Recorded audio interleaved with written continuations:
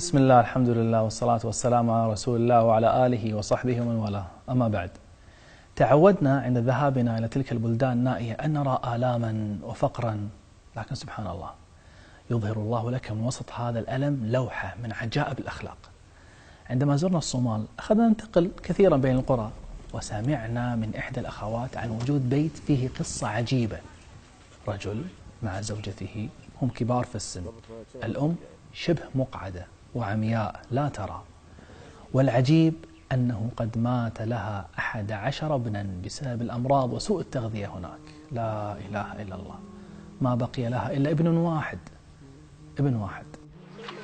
البيت الذي يسكنون فيه لا يوجد فيه سور حتى، فهم يجعلون مكان السور أغصان شجر ميت لتمنع الحيوانات من الدخول إلى داخل البيت. هذه عائلة مكونة من 3 أفراد، وكان في السابق لديهم 12 ابنا وابنة، مات 11 منهم وما بقي إلا واحد، وهو ليس موجود الآن. ذهب إلى الخارج يبحث لهم عن طعام، لأنه في الصباح حضر لهم طعام وانتهى وما بقي طعام آخر. تخيل أن تجرح هذه الأم الضعيفة 11 مرة. الأم كبيرة بالسن، عمياء لا ترى، والأب كبير بالسن أيضا، نظره بسيط، وأبنائهم 11 ابن مات، الواحد تلو الآخر من سنة 84 إلى سنة 92 وهم يموتون ابن وابنة. كيف لقلبها أن يستحمل كل هذه الآلام طوال هذه الأعوام؟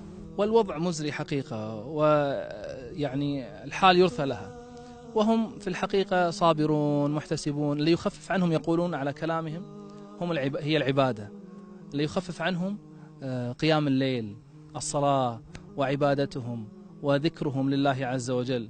لكن أتدري كيف عوضها الله تعالى؟ لقد رزقها ربنا سبحانه بابن قد عوضها عن الأبناء السابقين جميعا.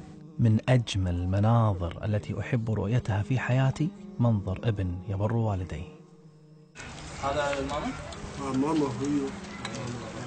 الابن يتفرغ لطبخ الطعام لوالديه، لم يخرج لنزهة مع أصحابه، لم يتزوج وينشغل بزوجته عنهم، بل قد وهب وقته لهم وهو فرح بذلك. وهو يصنع طعاما خاصا لهما يكون لينا جدا ومذابا، لأن والديه لا يستطيعون مضغ الطعام. فقلت له: وكيف تأكله أنت وهو كذلك؟ فقال: هو يقول بس يعني إذا هي تحب تأكل أنا أكل معها. نعم، إنه أحيانا يطبخ طعاما لا يشتهيه، ولكن إذا أحب الطعام والداه أحبه هو أيضا، لأن طعم البر أعذب من الطعام.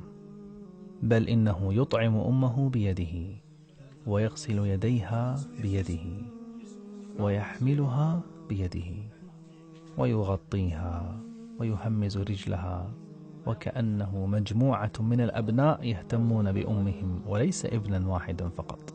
إنه يتفنن في بر أمه لدرجة أنه لا يعمل في كل يوم، بل يعمل يوما ويترك العمل يوما لكي يعتني بأمه وأبيه. هل لديه أصحاب؟ هل لديه أصدقاء؟ تفضل سيد. صاحب الملذ هذا صاحبه. عليه.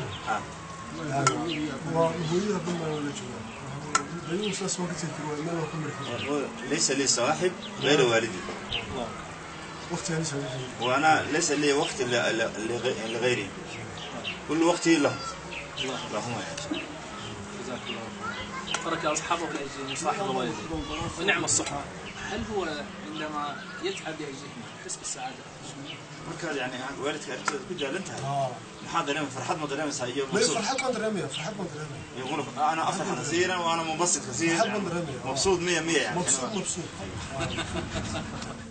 وهي أيضا تحب أن تسمع القرآن منه. عما يتساءلون عن النبأ العظيم الذي هم فيه مختلفون كلا سيعلمون. أخونا شريف أحد أعضاء فريق العمل كان قد ترك والدته مريضة في بلدها، فلم يستحمل ذلك الموقف.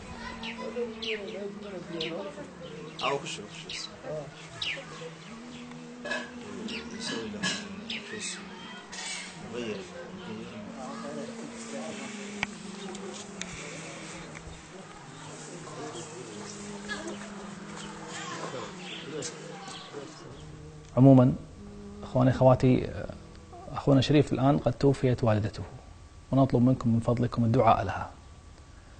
أما هذا الشاب من الصومال فإنه لا يزال يظهر أجمل معاني البر في تلك الأم التي يعتني بها. أخي الكريم، أختي الكريمة، لن يبقى إنسان مع والدته طوال حياته، إما أن تفارقه وإما أن يفارقها، ولكن ألا تظن أنه كنز يذوب يوما فيوم حتى تستيقظ فلا تجده؟ بكى أحد الصالحين في جنازة أمه فقيل له في ذلك: لماذا تبكي؟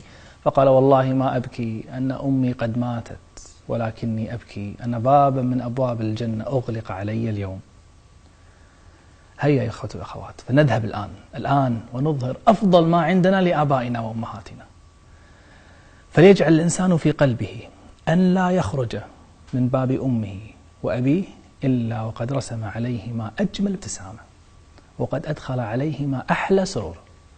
أن لا يكون للإنسان هم في قلبه إلا أن يكون أبوه وأمه على قدر من الرضا عنه بما يفتح له من أبواب الجنة ما يرضي الله عز وجل عنه.